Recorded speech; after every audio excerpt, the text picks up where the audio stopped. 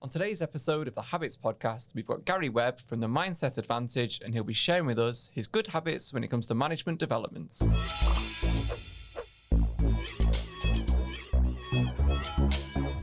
thanks for joining us, Gary. No problem. First things first, what qualifies you to be our guest expert when it comes to management development?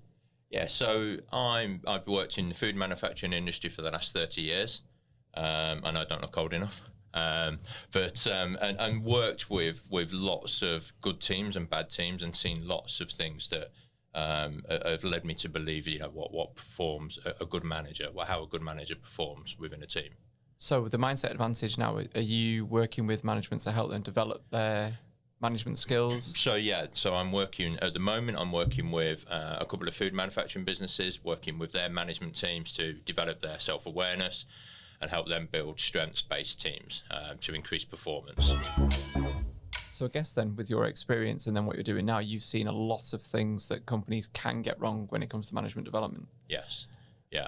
So initially, I think that the traditional thinking around management development and personal development is one thing would be an annual appraisal.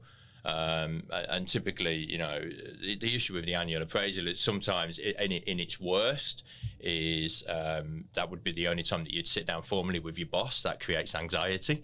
It creates a huge amount of preparation. And quite frankly, it just doesn't focus on the individual's needs through the performance year.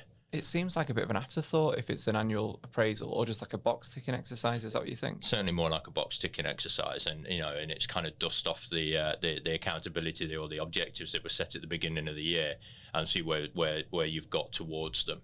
And quite typically, progress would have been poor towards those. Also, as well, if it's an annual appraisal, and this is talking from my own experience when I worked in companies that had them, it always feels like they want to tell you things that you've not done as a way of not giving you. If it's linked to your annual pay rise, and it's like, well, they're never going to give you a 5% pay rise. It's always, we'll try and make it a 3 or a 4. So they almost like highlight your weaknesses. So there's definitely an element of negotiation in that process. And on to the next point really is the weaknesses. And that's the second bad thing really to talk about, is it really only does focus on weaknesses and on what you're going to do to fix those weaknesses. So yeah, you're good at this, but let's have a look at this stuff over here. And the old thinking would be a well-rounded individual. Well, I believe there's no such thing as a well-rounded individual, and we'll talk about kind of how you do that. We all have weaknesses, but it's how we manage them. Yeah, a shit sandwich is what they used to call it in my old days. Yeah, the feedback sandwich or the shit sandwich, as most people know it as. Yeah. So my final bad habit would be that teams are just not encouraged to think about their self-awareness and their relationships in the workplace. So things do go wrong. There is tension, whether it be that short-worded email to an internal team member, or a passing comment or something that's a reaction, not a response. But in the coaching sessions, in the informal feedback and the formal feedback, to get people to be more aware of how they're managing others would be, the lack of that is missing. So what would be some of your good habits then that you would implement if I was an organization and I wanted to improve my management development? So employers really need to focus with their managers and get their managers to focus on their team's strengths, not their weaknesses. Everybody has talent, and that's natural talent. And when you can start to identify what those talents are and you push into those areas, either using skill and knowledge you already have, or by going and getting more knowledge, you can turn those talents into strengths.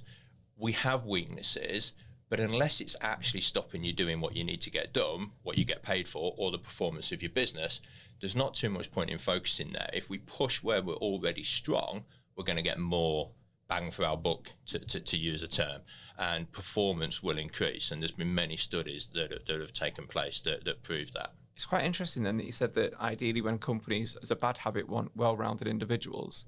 But the reality is there, if people have got strengths and weaknesses, surely it's the manager and the organization's aim is to blend teams that have got complementary strengths and then make a better team, rather than, you don't want a team of, let's take a football as an analysis there. You don't want a team of James Milners, because he's probably a well-rounded footballer, but you're probably not going to win anything with 11 James Milners. Yeah, football's not my thing, but I agree with the analogy. The one of the ways of managing a weakness is to complement with other people that have different strengths, for sure. And that's when you start looking at team dynamics. So there's a whole thing around how you manage teams, you as a manager, and then when you look at a team dynamic, what's in your team? What are the strengths? How do you best utilize those strengths to manage either just to drive through the best use of those talents and or to complement each other's weaknesses? And that would be one of the strategies to do that. Yeah, I think that's a really, really good habit that more organizations should implement. Sticking with the football analogy that you used, the second habit would be coach, not boss. Certainly modern employees, millennials, to use that term, but even the generation above that we sit in, we don't like being boss. Most people generally don't like being told what to do. A much more effective way of managing the current modern workforce is to coach people through their performance. And that's a joint process. So, and to coach someone, it's not sort of woo, it's not hairy-fairy, it's regular updates. So it's over the annual appraisal. Of course, you need performance reviews, and you should do those probably at least twice a year, if not quarterly. But it's a weekly or fortnightly touch base. It's not micromanagement.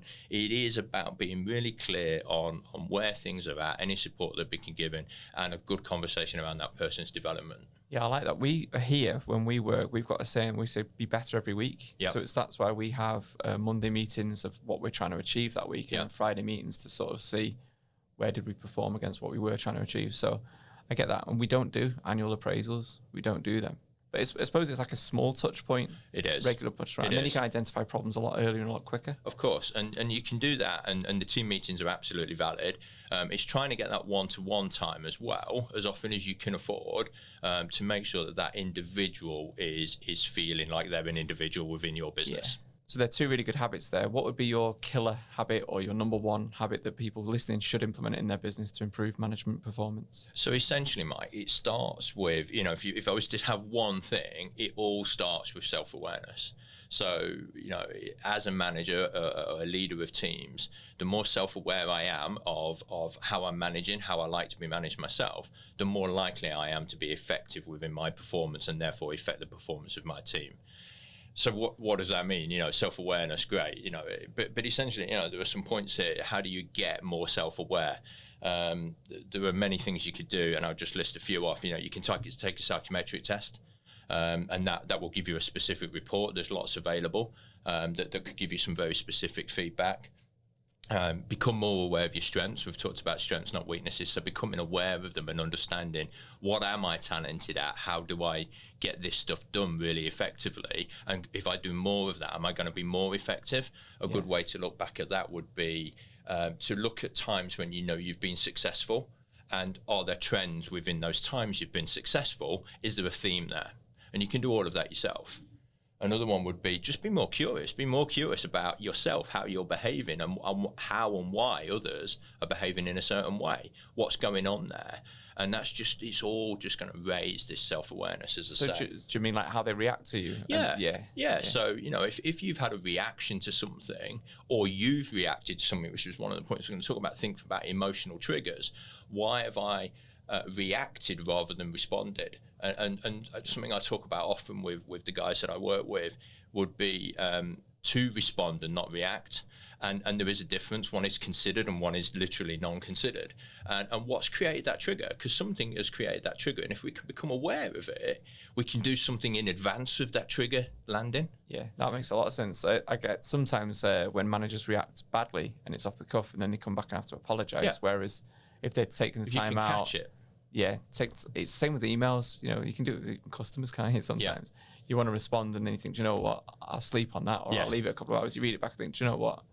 Yeah, never hit send in a moment of emotion. Yeah, but it's so easily done, though, isn't it? It is so easily done, and we do it verbally so much more easily. Yeah. And often, there will be a case of going, if we can just, and this is a self-awareness, if we can just reflect. So reflection would be another point. Then we don't have to say it to anybody, but if we know ourselves that we've done that, we've reacted, There's something I could have done different. What was the trigger there? If I can catch the trigger, I can stop it happening. Ask for feedback would be another one. It's not one people like. You can do that formally or informally. There are systems out there where you can get anonymous feedback. But, in these one-to-one sessions with your team, ask for feedback. So it's all raising your self-awareness. Another way would be to work with a coach to enhance and speed that up. Yeah. What's interesting about that there is asking for feedback, and you mentioned coach as well. Like you can ask for feedback from people senior to you in the business, people that have been through the same management position you've been through, what they would do differently. Almost like informal coaching, informal mentoring as well, if you were unsure. Yeah. I quite like that. And also feedback as well from your team. You'll learn a lot more about them, and then you can address those issues, and you can say, well, how do I get the most out of him? He doesn't like, being spoken to in this way.